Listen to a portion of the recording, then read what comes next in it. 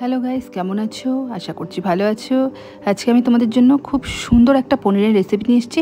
একদম রেস্টুরেন্ট স্টাইলের পনির মাখনি কীভাবে ঘরে বানিয়ে নিতে পারবে একদম সহজভাবে এবং ঘরোয়া উপকরণে, সেটাই দেখে নাও। আশা করছি তোমাদের প্রত্যেকের খুব ভালো লাগবে।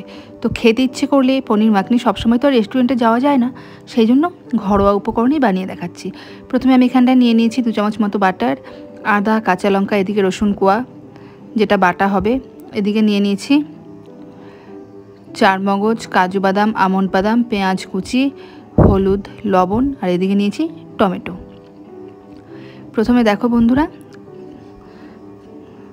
কড়াই গরম করে তাতে দিয়ে দিলাম কিছুটা পরিমাণ জল, তার মধ্যে দিয়ে দিচ্ছি টমেটো।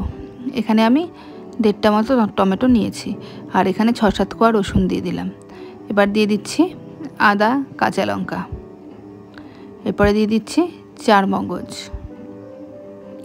এবার দিয়ে দিচ্ছি 2 রকম বাদাম, আর তারপরে দিয়ে দেবো পেঁয়াজ কুচি। পেঁয়াজ কিন্তু খুব একটা বেশি লাগবে না, তো রাফলি কেটে নিলেও হবে, আমি সেভাবেই কেটে নিয়েছি। এবার বাটারটা দিয়ে দিলাম, দিয়ে ওপর থেকে একটু নুন দিয়ে দিলাম, আর দিয়ে দিচ্ছি কাশ্মীরি লঙ্কা গুঁড়ো কালার ভালো হওয়ার জন্য। তো সব কিছু দিয়ে একটুখানি ভালো করে নাড়াচাড়া করে নিচ্ছি হালকা করে। তো নাড়াচাড়া করে 5 মিনিট পর ফিরে এলাম বন্ধুরা। দেখো জল কিন্তু ফুটছে। এবার দিয়ে দিলাম বড় এলাচ, তেজপাতা,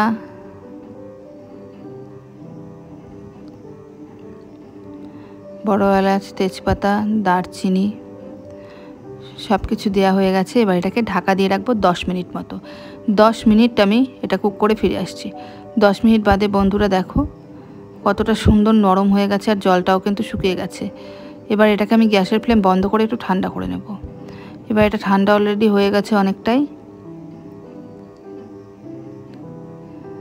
এরপর এখান থেকে বড় এলাচ আর তেজপাতাটা ফেলে দিতে হবে, কারণ এদের ফ্লেভারগুলো কিন্তু অনেক বেশি হয়, আর দারচিনি বেশি ফ্লেভার হলেও ভালো লাগবে না। এবার সব কিছু একসঙ্গে মিক্সিং বোলে দিয়ে দেব। মিক্সিং বোলে দিয়ে খুব সুন্দরভাবে একটা মিহি পেস্ট কিন্তু আমাদের বানিয়ে নিতে হবে, যাতে কোনো প্রকার দানা না থাকে। এবার মিক্সিতে আমরা একটু পেস্ট করে নিয়ে ফিরে আসছি। দেখো বন্ধুরা, খুব সুন্দর স্মুথ পেস্ট হয়েছে, কিন্তু দেখে বুঝতেই পারছো কতটা সুন্দর হয়েছে। এইবার এখানটায় পনির মাখনির পনির নিয়ে এলাম, লাগছে কাঁচা লঙ্কা কুচি, আদা কুচি, কসুরি মেথি, গরম মশলা গুঁড়ো, ফ্রেশ ক্রিম, লবণ, লাল লঙ্কা গুঁড়ো। এরপর এখানটায় ফোড়নে দিয়ে দিলাম কাঁচা লঙ্কা, আদা। পনির মাখনিতে এই বাটারের সঙ্গে আদার ফ্লেভারটা কিন্তু খুব সুন্দর যায়, খুবই ভালো যায়। তো আদা এবং যে কাঁচা লঙ্কাটা দিয়ে একটুখানি বাটারের মধ্যে ভালো করে নেড়ে চেড়ে নেবো, যাতে করে কাঁচা গন্ধ কেটে যায়। অলরেডি কাঁচা গন্ধ কেটে গেছে। এবার এখানটায় পনিরগুলোকে অ্যাড করে দিলাম। তো ফিরে আসছি 2 মিনিট বাদে। তো 2 মিনিট বাদে ফিরে এলাম বন্ধুরা। দেখো পনিরগুলো আস্তে আস্তে করে হালকা করে নাড়িয়ে দিচ্ছি হবে। তো পনির কিন্তু খুব হালকা ভাজতে হবে, এতে কিন্তু বেশি ভাজা যাবে না। তো পনির দেখো একটু ভালো করে নাড়িয়ে চাড়িয়ে দিলাম। তো হালকা হালকা ভাজা কিন্তু অলরেডি হয়েছে। এবার আরও 5 মিনিট আমি ভেজে নিয়ে ফিরে আসবো। ফিরে এলাম বন্ধুরা 5 মিনিট বাদে। পনির কিন্তু খুব সুন্দর ভাজা হয়ে গেছে। এবার একটা সাইডে কালারের জন্য দিয়ে দিচ্ছি কাশ্মীরি লঙ্কা গুঁড়ো। তবে এটা খেয়াল রাখতে হবে কাশ্মীরি লঙ্কা গুঁড়ো যেন না পুড়ে যায়, কারণ পুড়ে গেলে তাহলে কিন্তু আর ভালো লাগবে না রান্নাটা, সেজন্য যেন না পুড়ে। এবার দেখুন বন্ধুরা, এবার এখানটায় দিয়ে দিলাম যে গ্রেভিটা পেস্ট করে রেখেছিলাম, সেই গ্রেভিটা। তা গ্রেভিটা দিয়ে খুব সুন্দর করে এভাবে নেড়ে চেড়ে নিচ্ছি। ফিরে এলাম 5 মিনিট বাদে বন্ধুরা। দেখো গ্রেভিটা কিন্তু অনেকটা ফুটে ফুটে উঠছে। তো এইভাবে ভালো করে আমি নাড়াচাড়া করে দিলাম।